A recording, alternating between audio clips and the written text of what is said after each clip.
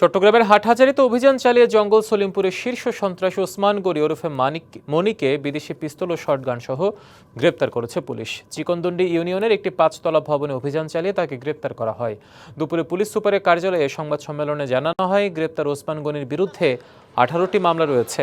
এ সময় তার কাছ থেকে একটি বিদেশি 7.65 পিস্তল, 3টি শটগান, বিপুল গুলি, দেশীয় অস্ত্র, নগদ 51,000 টাকা ও একাধিক মোবাইল ফোন উদ্ধার করা হয়। প্রাথমিক জিজ্ঞাসাবাদে অবৈধ অস্ত্র ব্যবসা ও বিভিন্ন সন্ত্রাসী কর্মকাণ্ডে জড়িত থাকার কথা স্বীকার করেছেন।